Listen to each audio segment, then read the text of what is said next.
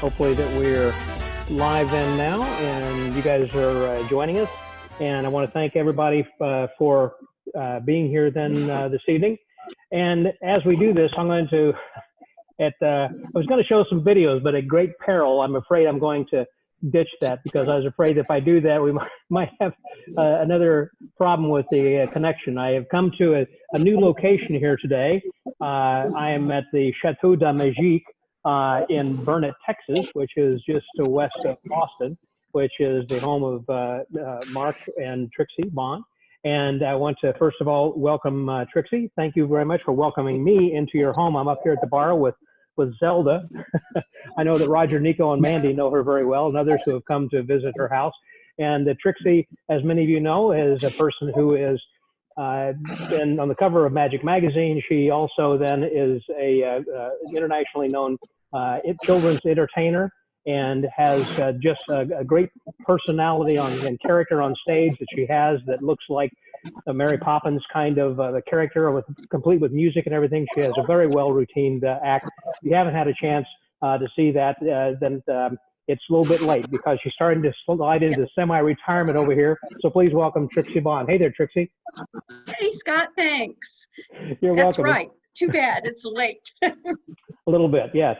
But you may have seen her. I mean, she had won at the Texas Association of Magicians, you know, many years ago when she was a junior magician way back when.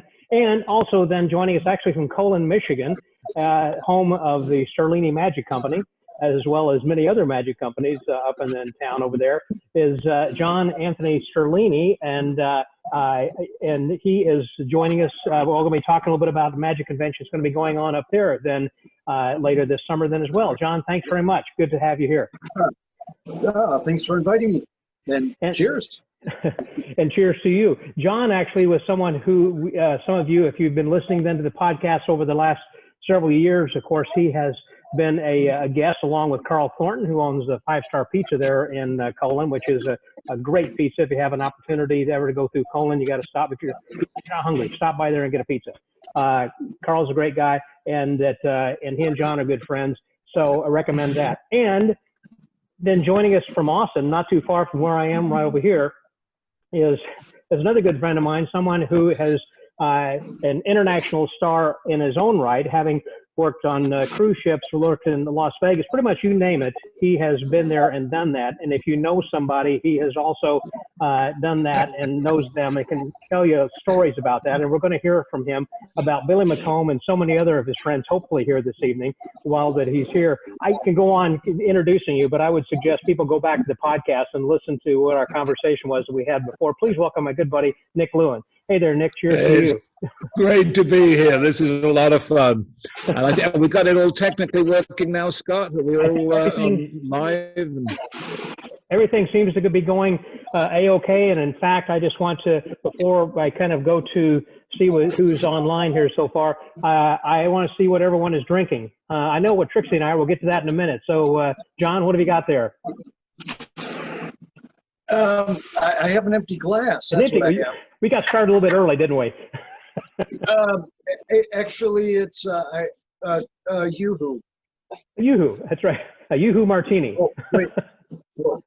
Oh, no, I'm sorry. I lied. It's Nesquik. That's what a beautiful assistant does. So she helps you in so many ways. Now, if she makes that thing float, okay, there we go. Nick, what have you got? What are you drinking, my pal? I'm drinking Sky vodka. I like that. Now, cheers. And cheers to you. And then, Trixie, tell us, what are we drinking here tonight? What did you prepare for us? Oh, this is a paper hanger, and it's lemon juice, Aperol, Amaro, straight bourbon, and the oil from grapefruit. Wow. It's delicious, isn't it? It is very tasty. You did a very good job. Oh. So let's lift our glasses and thank you guys very much again for coming. Cheers to you and cheers to everyone who's out there, you know, with us then as well. So thanks. I'll have a drink here too. Yes. As we go throughout this evening, I encourage people who are watching us there on Facebook to share by offering your questions if you have anything, or just, you know, saying, you're chiming in, saying that you're here or not.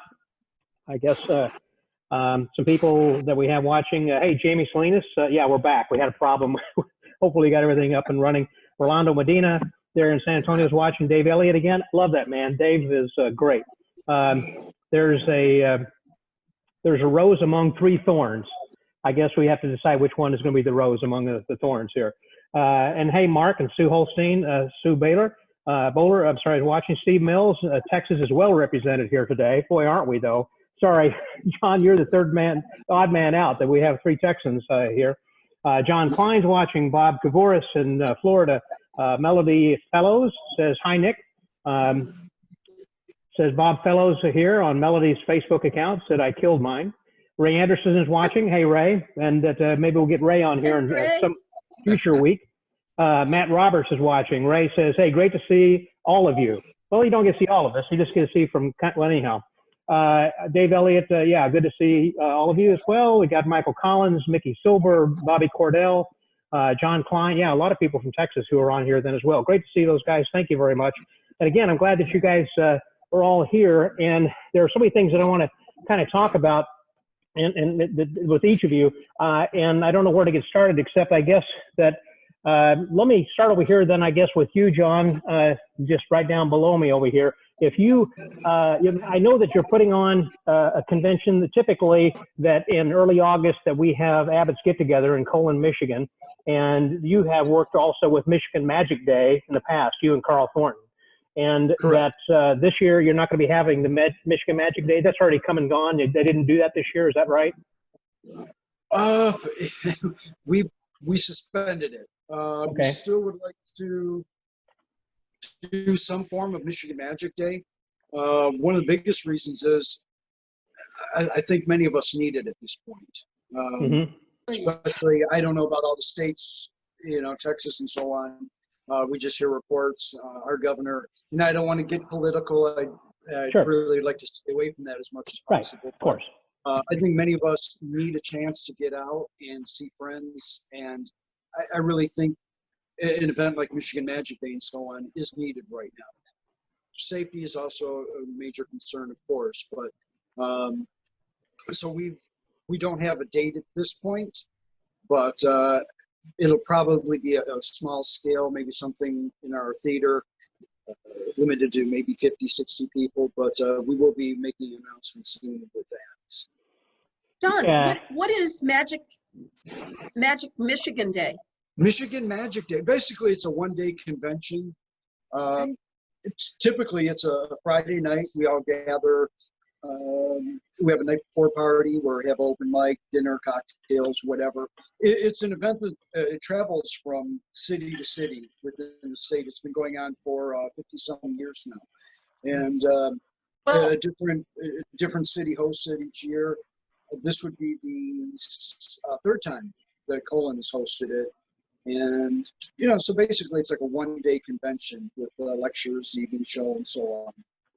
Well, I finally made it to Abbott's last year after it was on my bucket list for 40 years and had a blast. It Awesome. is the best convention. And I came into your store. You probably don't remember. I You were do. really nice. I was probably drinking out of no. Yeah. But that's Well, such a cool, fun convention. I've never experienced anything like that. It is. It's as many people that they come to Colon, come to the Abbott's Get Together, and so on. It's about friends convention. It For is. those that have never experienced it, it's about the relationships. I mean, people come here year after year after year, and generally, I hate to say it, but the magic is secondary. It's about the friendship, and many times, there's lifelong friends that are here, and this is every year they come to town just to hang out with their friends and catch up. And if you've never been, it's really a unique experience. I Sounds love really that good. town. I have never been. I've always wanted to go. Billy McComb always used to say it was his favorite convention, second to none. And I hope to make it there one day. Well, I hope so. So as many of you know, I don't want to jump ahead of you, Scott. As many of you know, the Abbott's Get Together was canceled this year, as most conventions. We a group of business owners, friends, and so on, kind of got together knowing that many of our friends are still coming, regardless of what's happening. And we decided to kind of put I don't want to say a convention together, but a gathering for people. Because everybody was going to be getting there anyhow. I mean, I know that Al, the only was put together, he's always put together a golf tournament. And so he was going to be doing that as well. It's kind of like a few people had this weekend already carved out. And it's kind of like, well, we wanted to go and now we really want to get out and do something. Right.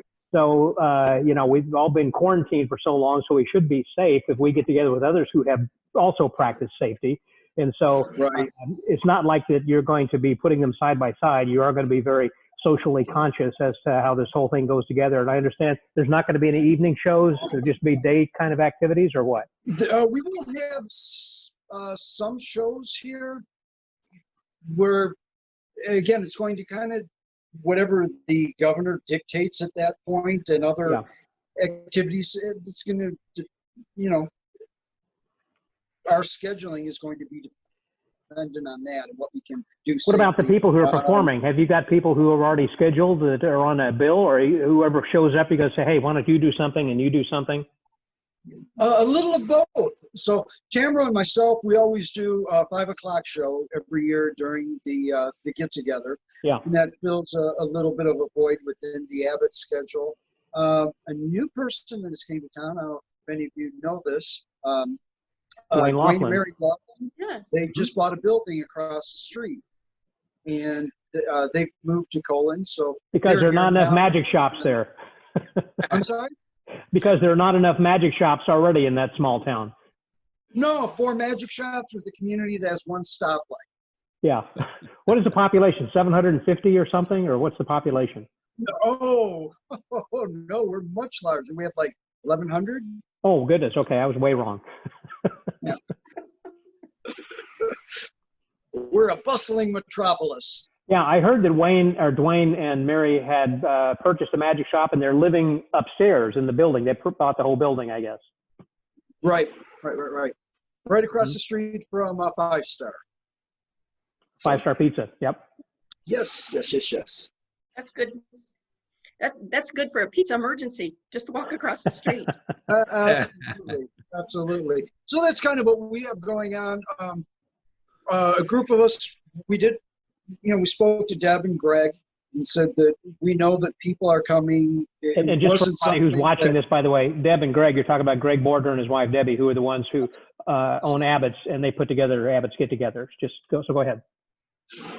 Correct. So, we didn't want to do this like, okay, you guys canceled, so we're going to jump on the bandwagon and take this over. Again, we have friends and people that are coming, and I look at this as, yes, I'm a relative newcomer to this community, but we play the role of a host. And for those that are here, I want to make sure that they have a good time. For example, we have some of our friends that have pontoons that are going to give boat rides to people. One of my buddies is going to bring a food cart in. We're going to have a free lunch for those that are here. And, basically for those that are here, we want to make sure that they have a really good time this year. Well, I know that Jerry Costello is going to be there. In fact, he was online. He just was saying that he was watching, and he says, Tricia, we loved having you and your husband. Please come back. Mike Miller's watching, says hello, by the way. Hi, guys. And Jody Robbins is watching. Yep, Susan, of course, Susan Lewin. Yeah, of course, Susan's hello. And David Tiemann, Mike Miller says, I wish I could be there. Jerry says we have room for another shop. We always have room for another shop. My buddy David Prouty is watching there in Houston then as well. I think that it sounds like that you were kind of going about it the right way. And I'm sure it won't be a very large thing. I'm probably less than 100 people who are going to be showing up. So what I assume that you were expecting. But who knows? We really have no idea. Yeah. Well, this must be, I would guess, the only convention that's going to happen this year. So you kind of got something special going there. I hope so. Once again, know the impact that this has had on many of my friends, and yeah, I think something is needed. And colon to everyone, even in normal circumstances, that's their one main trip. That's something people look forward to every year. Sure. And I just really hope that we can provide a great experience for those that are here, and you know, for 2, 3, 4 days, whatever the time is, we give them. And keep safe the whole time you're doing it too. Right. Right.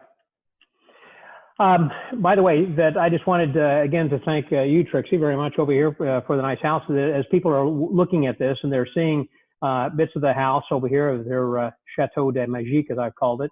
I'm upstairs here by the bar by Zelda, and you can see the couple of the stained glass windows that are behind me. Can you talk about those a little bit? How you got those? Sure.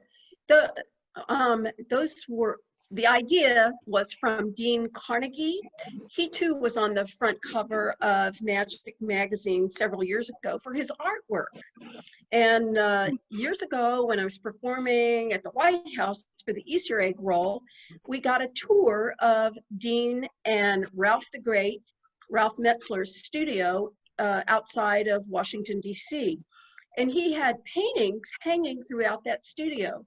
And obviously they're cubism, and I fell in love with his artwork. So 13 years ago, when we moved out here and had little niches upstairs like that, I thought that's the perfect place for stained glass.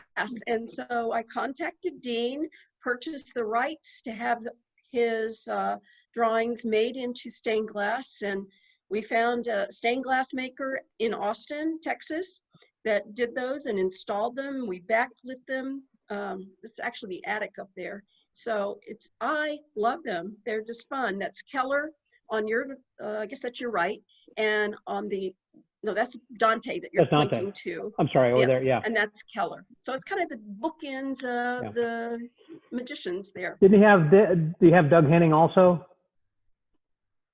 Yes, he did a cubism of Doug Henning. But That's you didn't right, have but that made? I did not. No. Just these two. And then the Harry That's right. Blackstone, you got that behind you. Tell people about that little story. Well, and Dunn, who is a speed painter in Houston, Texas, did this. In 2009, he performed at a TAOM convention, Texas Association of Magicians, in Houston, and he was one of the acts. And because we had Adele Freer appear, because she was the moth in Blackstone Senior's show. I asked him to come up with a speed painting of Blackstone, but nobody knew what it was going to be. And then we auctioned off the 7-foot-by-7 canvas. I believe Chip Romero is in possession of that. He was the high bidder, but Dan gave me this study. It's a 4-by-4-foot painting. That was his model for doing the big one. So oh, that's right. That was the one that he practiced on before he actually did the Yes. real speed painting at the time. Yes. Yeah. Yeah. Right. Oh, it's a treasure. Yeah, that Very is pretty cool. cool. Very cool. Just real quickly, a couple other people who had come in. I see Sue Holstein is watching then as well, and Joe Presto, and Harry B. Murphy, Dan Summers. Hey, Dan. And another person, I can't pronounce the name very well, Marianne Marmaz McKinnon, Paul Kozak. Have another drink. Yeah, have another drink, Scott. Cozy's there. I can pronounce Paul Kozak's name. Oh. Hey, Paul. And Mark Holstein, by the way, John, just to make this clear, he said, just want to make sure it's absolutely clear that Greg Border and Debbie has also posted a letter on Facebook, said they do not, capital letters, support the event that John's describing. So they really are disassociating themselves. And again, not to get political or anything, I'm just wanting to say your event is separate. They have nothing to do with it and are not involved. And they just want to make sure that there is that clear discernment between the two. There's no affiliation, just to be clear. Correct. Yeah. But you, Nick, have never been over to Colon, although that you worked at a lot of other conventions, I know. And also when you were working in Las Vegas, I I think we talked about this when we were on the podcast a while back, but you were at the hotel casino before that Mac King took it over, and then it was demolished. What was the name of that casino? Well, it was never demolished. It probably should have been. It was the old Maxim, Maxim, and that was it, the that was the hotel. Magic buffs often remember it because at the very beginning of the Vegas show with Dan Tanner, that's the hotel. He jumped off the roof onto the parking structure. So I was there. I think I started in '95, and I was there for about 5 years, and I was doing 2 shows a day, 6 days a week, 48 weeks a year. So I really relished my month off, and different people filled in at different times. Johnny Thompson was there. Paul Kozak came in once, and Tom Malika. But eventually, in about the 3rd year, we hit really lucky, and Mac King came in. And then so he came in and did those last 4 weeks. And then when the hotel was closed, it was never demolished. Okay. I was ready to leave. I don't think I was built for long runs. 5 years was as long as I wanted to do. And so in just until the hotel actually closed, and then went over to Harrah's. And then I got to kind of do the same thing. I've, over the years, gone in and filled in for him in Vegas. And it's kind of fun getting to go in and do it a couple of days or a week at a time has been. Yeah, I think that's one of the. How many shows do you think you did? Oh, I've no idea. Too many. Too many. I mean, you understand the definition that comes up of being Vegasy, because at a certain point, I mean, by the 5th year, I mean, I'll give you quite a funny little story. I was about 3 months into it, and I was exhausted doing 2 over 1 hour shows every afternoon. I would come back and often be asleep by 7 at night. And Lance Burton came into the show once, and afterwards we were chatting, and I said, "Lance, tell me, you know, I'm exhausted. You've done this forever. Does it get easier?" And he looked me in the eyes and said, "Nick, the first 2 years are the toughest." I said, "Okay." And I clung to that. I just clung to that. And it never got that much easier. And then about 4 years into it, Lance was back. And I said, "Lance, you know, you told me the first 2 years was the toughest." And he said, I lied. So I thought he was going to say, but not as tough as the next 4 years. Oh God. But it was, I think it was, Mac went over to 6 days, to 5 days at Harrah's, which is a lot easier. The 6 days was tough, because at first you took a day off and you felt great, but a little bit of the time into it, you discovered that a day wasn't enough. You really didn't get to relax. Now, you would have been one of the first people to, magicians in particular, to work Las Vegas, to break in right around the time that Siegfried and Roy, I guess at that time, were doing Hallelujah Hollywood at the MGM. Oh, well, yeah, I was, I was playing Vegas. First time I played Vegas, albeit briefly, was at about 76. But I've been playing Vegas, all kinds of rooms, a lot of the comedy rooms, and I'd done opening work and things like that. So it was just, my daughters were young, and I was really sick of being on the road. So I figured nobody had done an afternoon one-man show in Vegas. I'm the Jack Parr of the day show in Vegas. Okay. And I just figured it would work, and I went in and I did it. And it worked great from day one. Everyone said, "Oh, Vegas is a night city. You know, nobody's going to go to a day show." Right. You proved them wrong. And I knew they would. Yeah. Can I ask a question? When you were there, did you ever see Johnny Paul at the Showboat perform? Never did. Sadly, no. Was that before you? I guess it was the early 70s. Well, I was in Vegas, but never in the 70s, but I never saw Johnny Paul. I've got to know Daniel Frost very well, who was, of course, another of the legends, and I knew Jimmy Grippo quite well. So those were the 2 legends. I heard that Jimmy Grippo really had a good show. He was working, was he the Golden Nugget? No. He wasn't a golden nugget. Jimmy. Just, I don't know, wherever the heaviest mob was, that's where Jimmy was. Oh, really? Well, I remember seeing Mike Skinner also in Vegas. I He guess used that to was play in at the early Lily to mid- Langtry's down Okay. at the Golden Nugget. That was his hangout. And he had a trick menu, just like you might have a drink menu or the food menu. He would give people a trick menu, and they got to choose what tricks they saw. It's kind Wow. of cool. Very cool. Hey, Nick, I did- a couple questions for you. Your show, were you able to change your effects, your routine, or was it pretty much you were set from the time you started till No, the last totally day? up to me. Whatever I wanted to do, I did. And initially, I changed it quite a bit. That's kind of part of the long run thing. Eventually, it really gets very, very smooth. It gets slick, and you don't really want to change as much as you did before. This same thing has happened with Mac, who has kept his show amazingly static over the years, because if you put something new in, it not only might that new bit take a bit of breaking in, but the breaking in the tempo, you can find that it really affects the trick before, the trick after, and fun as it was initially, eventually you do tend to just go, okay, this works, and make tiny little incremental changes. But initially I did quite a lot of different things. And I had a lot of magicians come into the show. That was Mark one of the Holstein said fun he parts. saw your show twice, and he said you do a fabulous Twice. linking finger ring routine.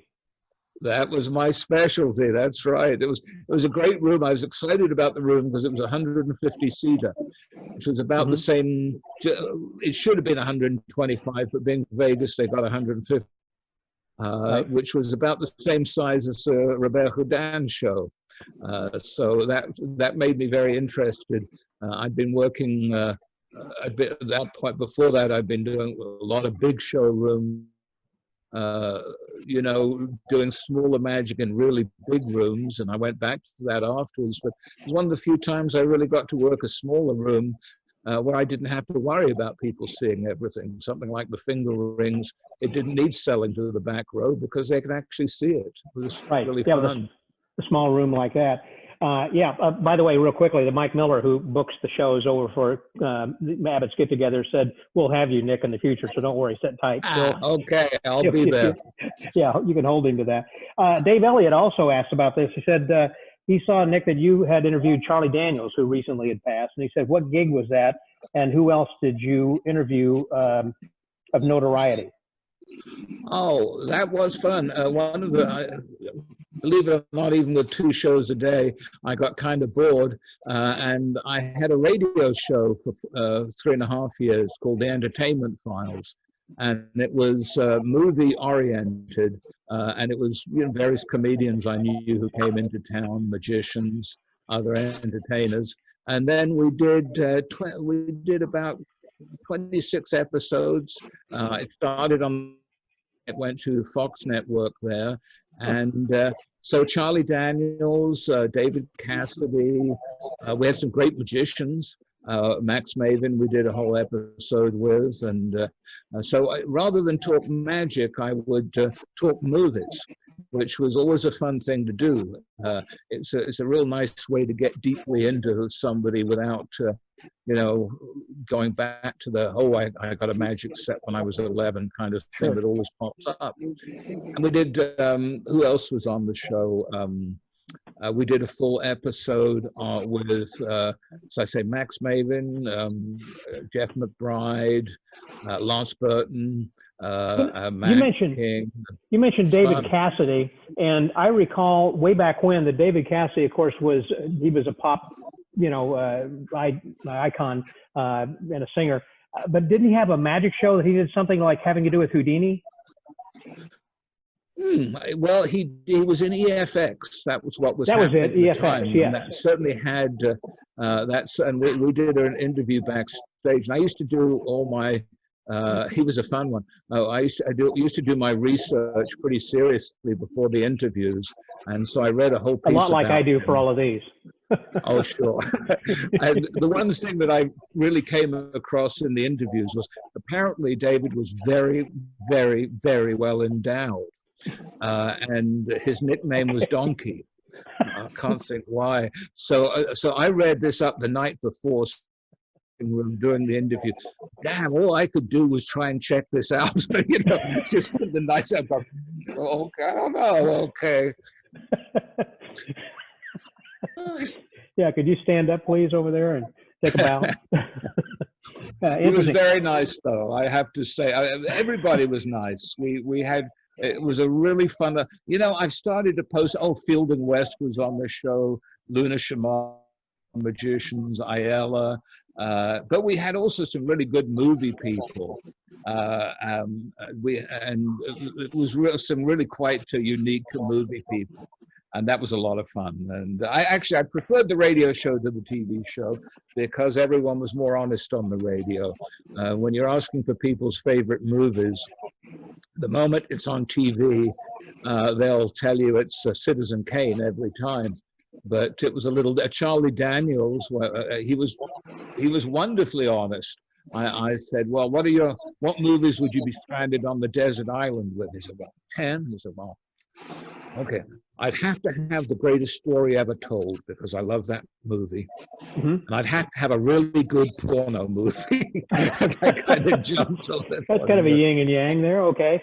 He was a lovely man. Now, when you had left Vegas, I thought that part of the reason that you said this, you were getting tired of how many shows you were doing. Were you encouraged by Billy McComb to start working cruise ships then? Oh, no, I did my first cruise ship about the same time as Billy. I was on my first ship in 1970. Now, did you know Billy back in England, or how long does your friendship go back? I've known Billy since I was 11 years old. And wow. The first time I got to see him, he was a hero. I saw him at the Conway Hall. The London Society of Magicians had a show, and I saw him doing the Gypsy Thread. And I just went, well, that's the best scene. He was really funny, and he did great magic, and he was very nice. Then he played a little tiny dinner dance cabaret close to where I lived. I was probably about 15 at this point, and I wanted to go and see him, but I was really too young. I should have been 18, whatever. But I got special permission from the manager, and I went to see him, and he was wonderful. And then afterwards, he sent a message, I'll meet you at the bar after the show. So he arrived out, then he saw this, 15-year-old kid. So, well, maybe we'll have a cup of coffee over here. So we went over and had a cup of coffee, and he was so friendly, so charming. And then he said, well, come back tomorrow. It was a child engagement. He said, well, come back tomorrow and I'll do a different show for you. And I said, a different show? That was so great. Though he said, oh, no. You don't want to have to sit through the same stuff again. So I went back the next night and he did a totally different show. And that always impressed me greatly. Mind you, in those days, a show was 20 minutes. I used to try and do that when magicians came in, particularly when I was filling in for Mac, when I didn't have that real rhythm thing going with the show. Yeah. Somebody came in, I'd ask them what they wanted to see and do it. Now, correct me again if I'm wrong, but it seems like that Billy had used to say a lot of puns and they were groaners. And then he kind of got to the point of saying, first he was thinking any reaction is a good reaction, but then realized that puns were really not the thing, that he really needed to start scripting tighter and making some other jokes that were actually funny rather than puns. Is that correct? I don't think so. I would have to say no. Okay. I mean, I was seeing Billy from, the 60s. He was never a grown-up comic. He was always very, very funny. He really scripted his comedy. They were solid jokes. And that's not what I remember at all. Okay. Well, I'm glad you corrected that because I've said that story before and no one knew him alive today better than you that I know. So that's why I wanted to verify that from you for that story. So thank you. No. He was always very careful about the comedy. He crafted the comedy just as carefully as he did the magic. And Billy did not like groaner jokes. I mean, he did not like cheap jokes. He didn't like bodily function jokes. He was very, very careful about his comedy, and he was always very on top of it, updating.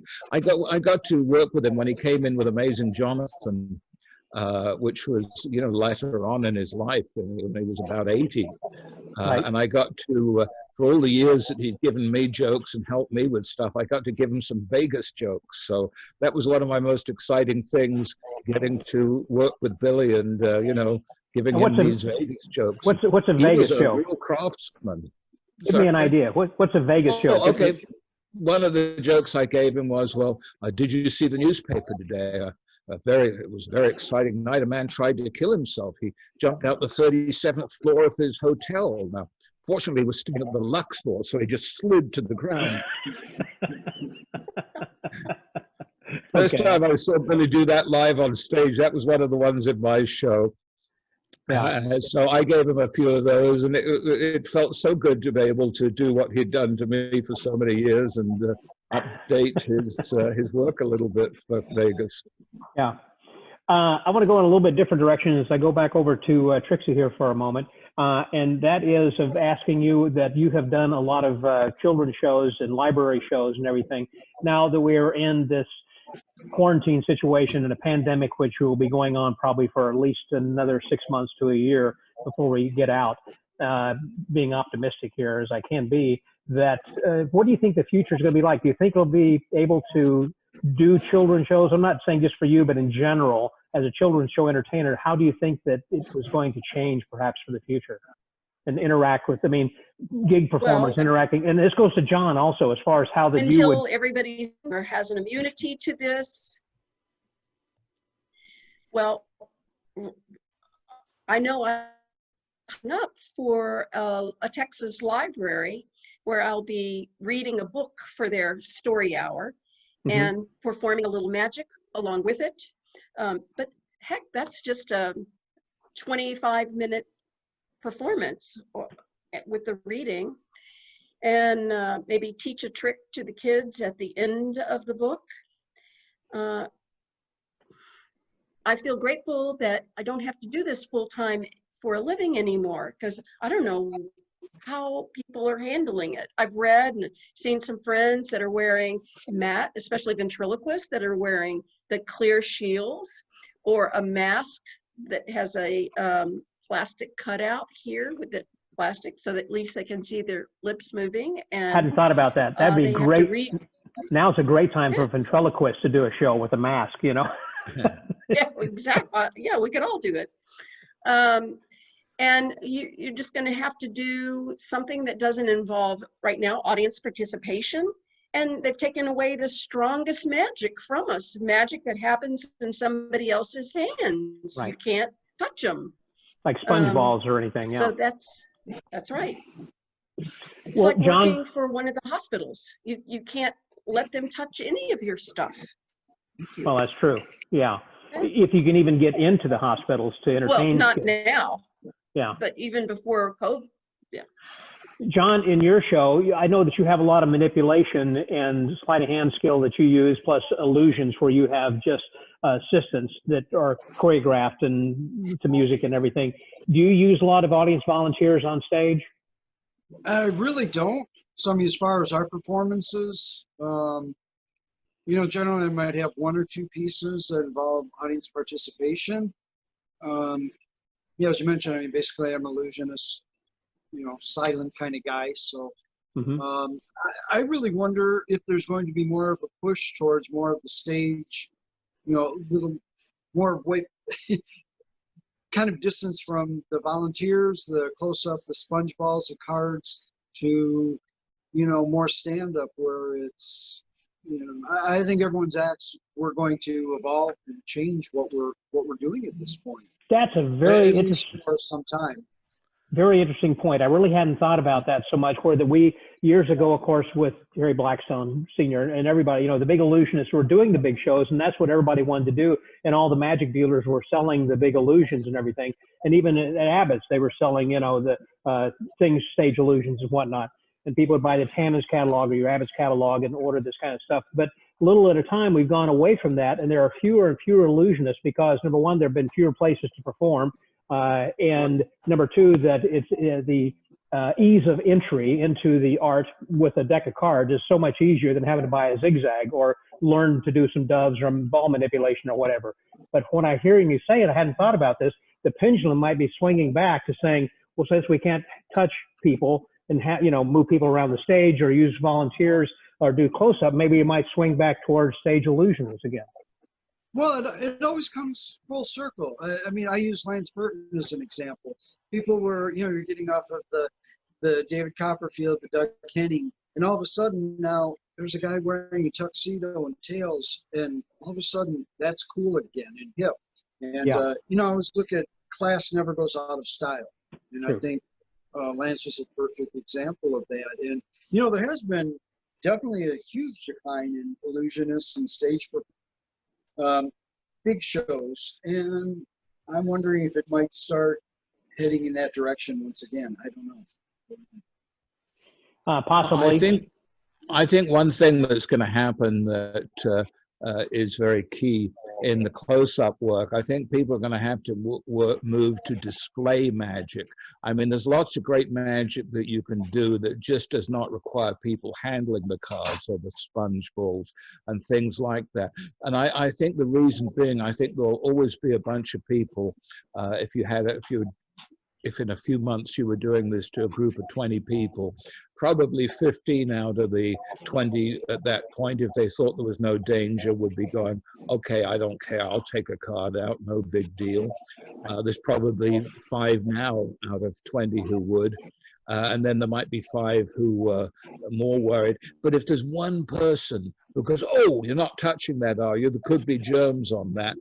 Instead, not heckling, that's going to be something that just absolutely puts the damper on and kills the show. Right. So I think that's what we're going to be fighting for quite a while. Well, right now, Nick, go ahead, Trixie.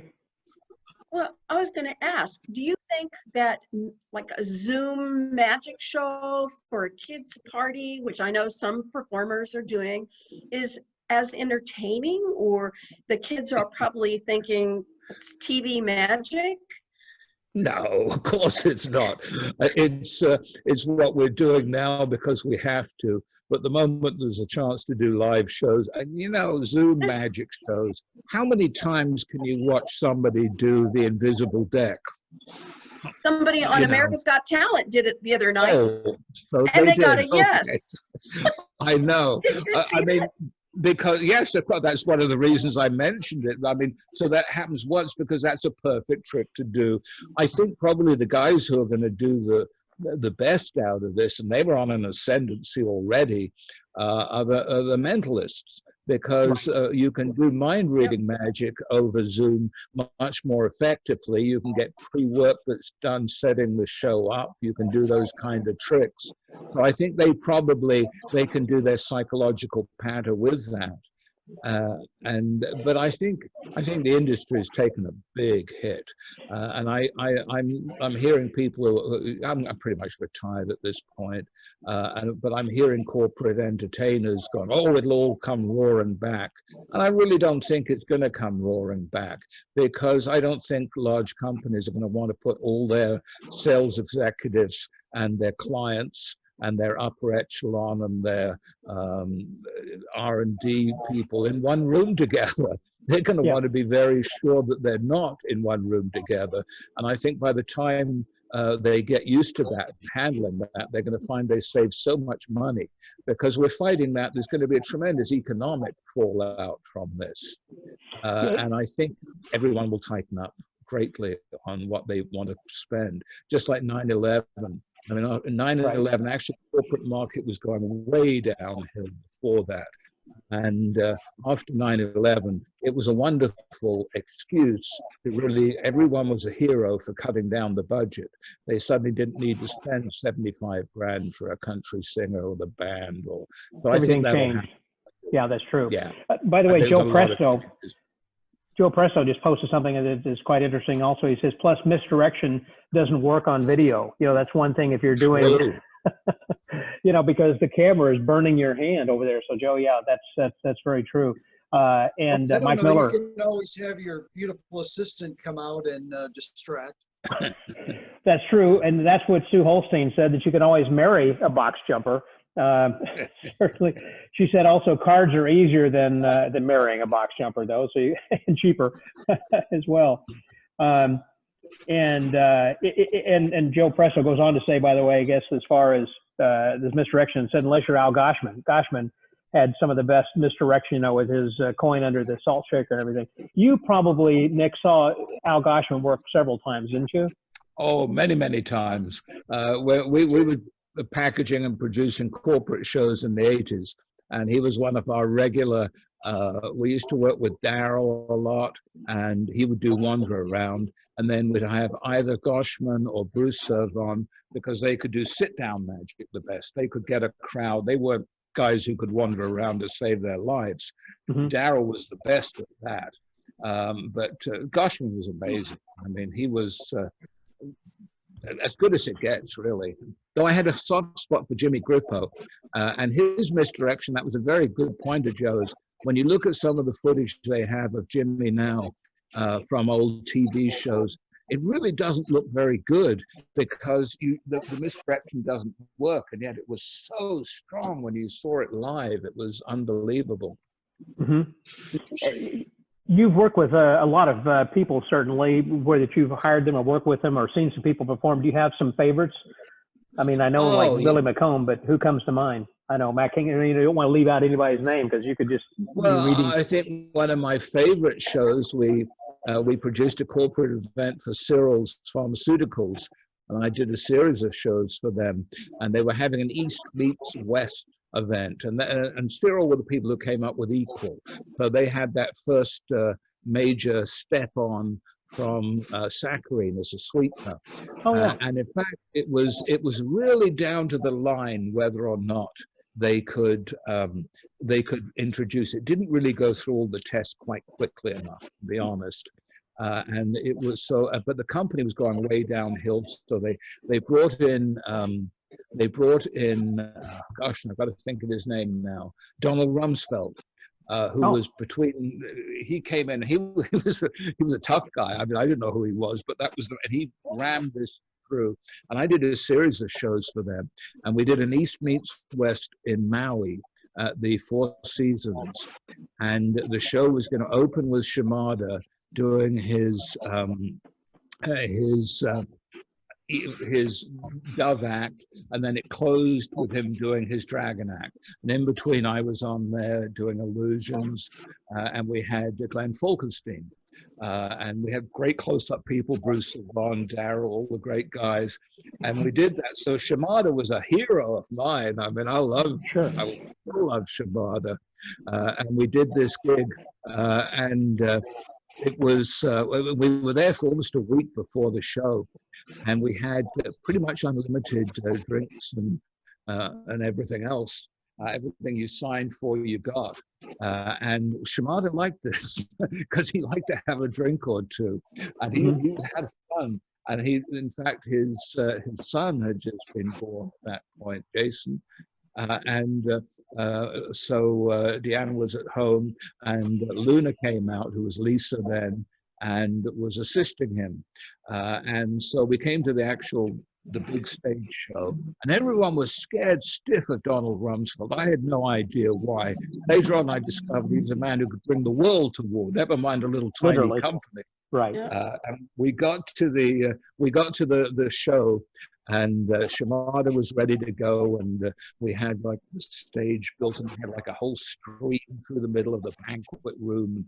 Then we had the stage at the back, and two halves for the dressing room. One half was Shimada, dragon, and all that stuff, and the parasols, and the other side was me and Glenn and the illusions. So about 10 minutes ahead of showtime, David Novich, who used to be the Magic Castle stage manager, he was wonderful. He came and said, "Nick, we've got a problem. We've got a real problem." And I said, "Well, what is it?" He said, "You're going to have to come and check." I said, "Well, I can't get round there." And he said, "Well, you've got to crawl under the stage." So I'm in a tuxedo crawling under this stage. And at the other end, I see two legs, and literally somebody hopping up and down. I can't actually tell you. You wouldn't want me to exactly what was being said, but there were various swear words going on, and I realized it was Shimada, who had no trousers on. He was naked from the waist down, but the top of his tuxedo outfit, and he had a bird in one hand, and apparently he hadn't packed any of his dove harnesses. So he said, "Oh, we can't do it." I said, "No, we've got to do that. This is East meets West." Right. And he said, "Well, no harnesses. I can't do it. What can I do?" And you know, I'm producing, so I had to come up with something. I said, "Well, okay." I said, "We're going to make some harnesses." I said, "We'll turn the show. Start with the dragon act, the parasols." I said, "Wow!" So he went out. He did that act. Of course, it was magnificent. And then literally, him and Lisa took his shirt that he was wearing, and they cut it, and they sewed it, Wow. and they made harnesses for the doves. And so I was waiting to get the backstage notice. You know, everything was ready to go. So I did all my jokes. I did all my material. Glenn Falkenstein did key rect. There's something you didn't often see. You know, we were filling. Eventually, I got this thing from David Novich and the curtain opened. I introduced Shaman. He's standing there, absolutely immaculate. And he did that dove act, and it was perfect. It was absolutely perfect. So that was one of my favorite people and a favorite story, because it could have been disastrous, but it ended great. Did he wear the pants? He did put the pants on, I'm happy to say. And then when it was all finished, he stood there like that.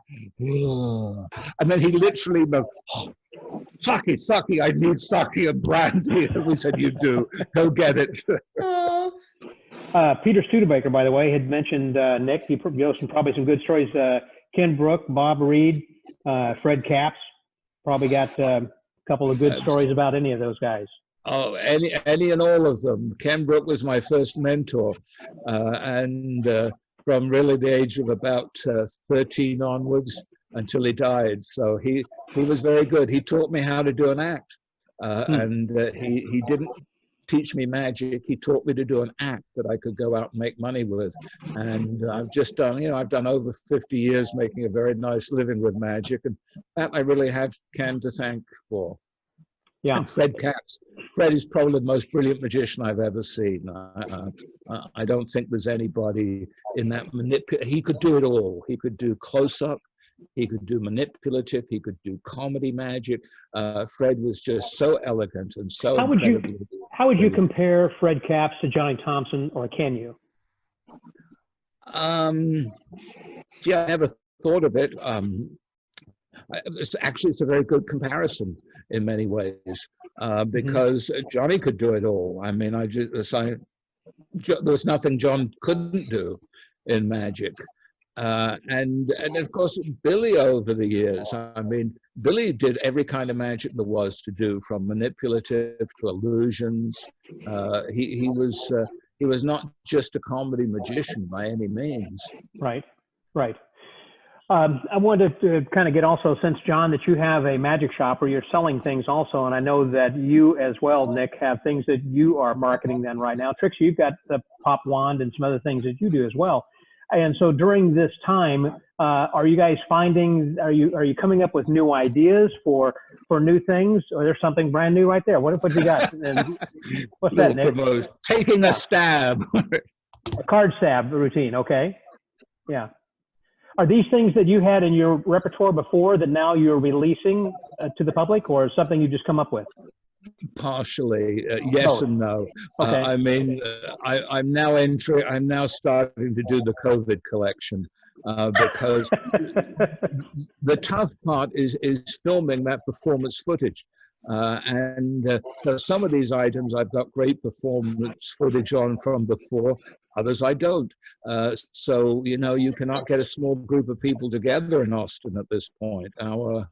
You know, we're pretty hit with the virus. I'm putting stuff out. We've been putting out downloads, and we've got another one that we're just starting to film. What are you working on now? What's the new one that you're working on? Can you share that? Yeah, it's a card thing, and in fact, I did it. I was looking at performance footage. I did it on a show, the old Dale. Oh, I'm trying to remember his name. There was a Canadian show, Dale Harney, I think, and back in '76, I went out and I did the show, and I did a card trick on it. That was very. I went on the plane. We went out there. We were snowed in Calgary to shoot this, and it was Ricky Jay, me, Piet Paulo, Pat Page. I was just Steve Baker. It was an amazing group. I did that trick, and then later on, I've got footage when I did it on an Alfred Hitchcock Presents. Oh, I remember that episode. Yeah. Yeah, well, that's the executive producer was a big fan of my work, and he loved that card trick. So that card trick was one of the reasons I got to do it. Interesting. And then I got footage from me doing it at the castle. And then I did it at the last TOM in the close-up. A lot of magicians don't know that I do a lot of close-up. I love close-up. I know you do. And so Ray Anderson. It'll be fun. Speaking of stage stuff and close-up, Ray Anderson just posted something also. He said that your Take a Stab is fantastic. It's excellent. He really recommends that then too. Let's see, then Bobby Cordell, who I remember meeting in Austin so many years ago, said worked with Shimada and Kevin James at the castle, and the three of us were peeking through the curtains sometimes. No pants, Kevin, no shirt, me with white makeup, all peeking through the curtains at the audience. Yeah, anyhow, yeah, Peter Suberger says, O.J. Simpson card stab? No, probably not.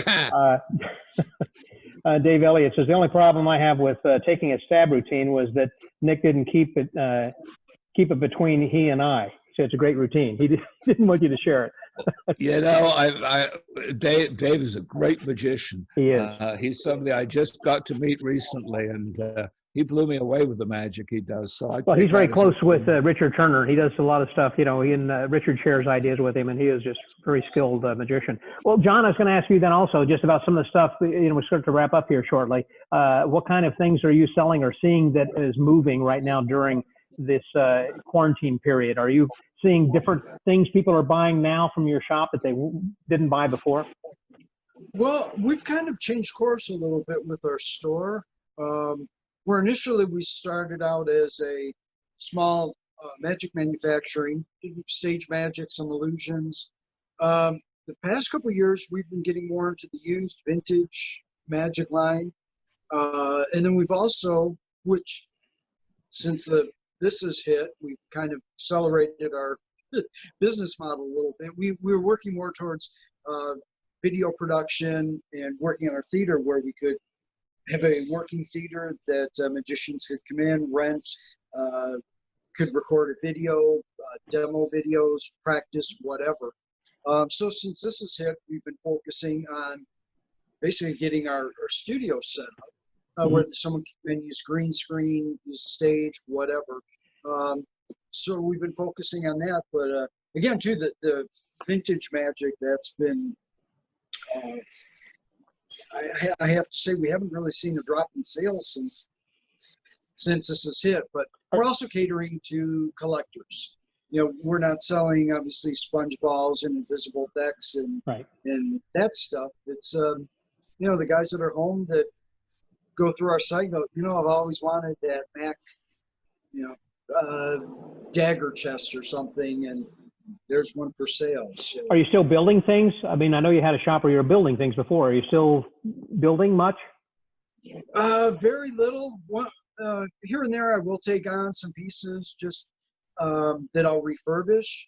Mm-hmm. But time-wise, my wife and I, we want to get back out on the road while, we still have some time. My daughter just graduated and is in college, so that was kind of our timeline to get back on the road. And congratulations! And I figure, what do I have? Another 5-10 years or so of lugging around ATA cases. I don't want to do that anymore. Do you, Nick? No. Trixie? No. Not in 107 degrees heat. No, thank you. So you want to buy some stuff, John? Wait! I've got more stuff that you can buy than Trixie does. Trust me. Sure, Got a lot let's of take stuff. it all.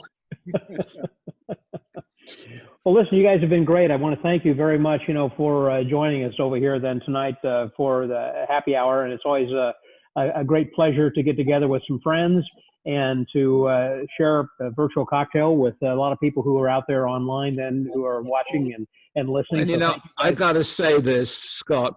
Thank you, because you're doing a great job. You're coming up with all this fabulous magical content just when everyone is home and stuck at home. You've been doing this for a while, but it's really wonderful. So I think the whole magic world really wants to thank you for that. Cheers to you, Scott. Cheers. Thank you. I'll I'm take that. empty. Thanks. A good time to end because I'm empty. Whoa. Well, I got some. And tomorrow morning at 6:30, we're going to go watch the grape harvest, right? That's right. AM. Yeah, because you have a winery. And just if I across can the do street over one there. plug, if you enjoy the show, you want to watch it. I'm on Masters of Illusion tomorrow night.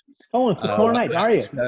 Central time is 7 o'clock till 7:30. I think East Coast time is 8:30. I'm not totally sure on that stuff, but 8 o'clock on the East Coast. So if anyone wants to watch that, I have no idea what it's going to look like, or what's going to happen. But How many things did you record? I know that they typically will have 3 or 4, so they might break you up into future weeks also. Oh, I'm sure they'll break it up. Yes. Okay. Well, that's great. I appreciate that. No, and that. So, if people, by the way, are interested in wanting to find your products, Nick, what is your website? Where can people go?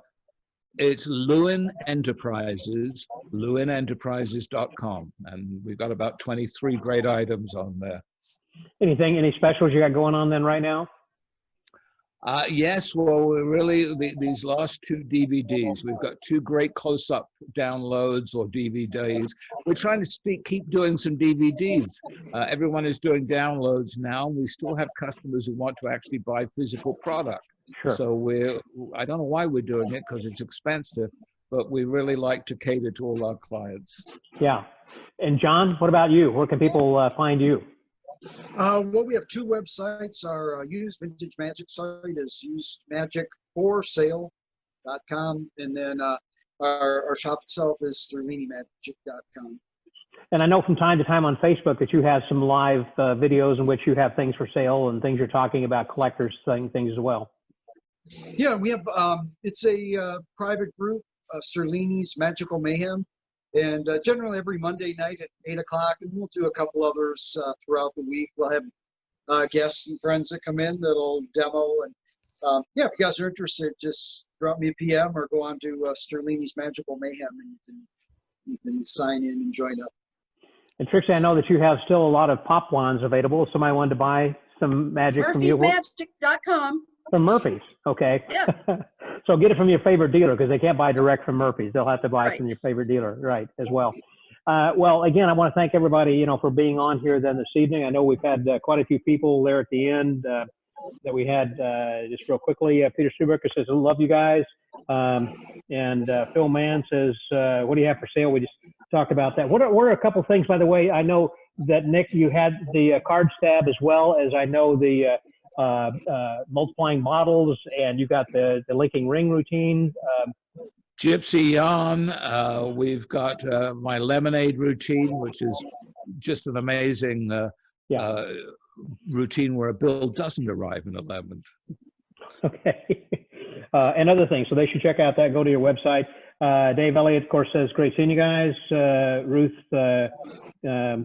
Katz says hi. John Klein, great visit, enjoyed it. Felix Hopkins, hey, thank you, Scott. I appreciate it. You're welcome.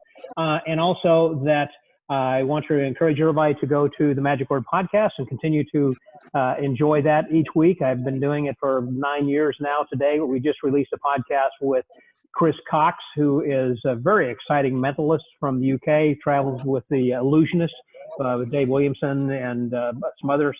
And it was a fun time, and a very exciting guy. And he talks about building his character. In fact, you get a snippet of a potential lecture he may be delivering as a result of some of the stuff we talked about. Next week, I'll tell you guys, since you're all still tuned in, those who are still listening, we're going to be having a podcast episode with Joe Stevens. with Stephen's Magic Emporium, one of the guys who is a pioneer in the magic dealer field, because he started the Desert Magic Seminar. He was the first one who started doing some magic instructional videos with his magic library that he had. They also had the Gemini Network, which was one of the first online forums, and just many things that he has done that have been on the forefront, really, as a trailblazer. And then next week, today, I'm so honored that I've had these three guests with me here tonight, plus all of you guys who have joined in. Next week is going to be featuring the an epic group. These are the Epic Circle, is what they call themselves. The three people from the Epic Circle, and that's going to be Brian Brushwood, C.J. Johnson, and Gus Davis. And so I'm excited about having these three guys on next week. And I know that Brian just is a social demon. He just is the middle of the social world, you know. So with his own podcast and everything he's been doing for so long, he is just the guy. So anyhow, I'm going to be having Brian, CJ, and Gus, and this is going to be just great next week. So come back and join us again for some time. Let me also mention, because that Brian does have his own show, he's going to be running, they're going to be running a little bit late. Typically this starts at 7 o'clock Central Time. Next week we're going to be running a half hour late because they have their own show. It's going to be running until about 7:15, 7:20, which means we're going to be starting this at 7:30. So we'll be running a half hour later than normal next week, just so that you know. We'll still be running for about an hour or so, but it will be, again, a little bit later than what we did here typically in previous weeks. And I have some other people lined up in the future, and I know that you guys are going to enjoy it. So let me again say, Nick, thank you very much. I appreciate you being a guest here. Cheers to you, my friend. Trixie, thank you. It's been a wonderful house. Thank you for hosting this. And also, John, thanks for coming all the way from Colon, Michigan over there to join us then as well. And I appreciate the people who have helped you. I know Carl Thornton is behind the camera, as well as your wife, Tamara. So hello to them over there as well. Thank those guys very much for helping. I like your background over there. You are in your shop, aren't you? Right there, you're in the shop? Yeah. Yes, I am. Yeah, that's what I thought. Anyhow, guys, thank you very much. I appreciate it. This has been wonderful. So until next week, let me just say thank you, Nick. Thank you, Trixie. Thank you, John. There's Tamara right there. Very good. And so until later, this is Scotty out.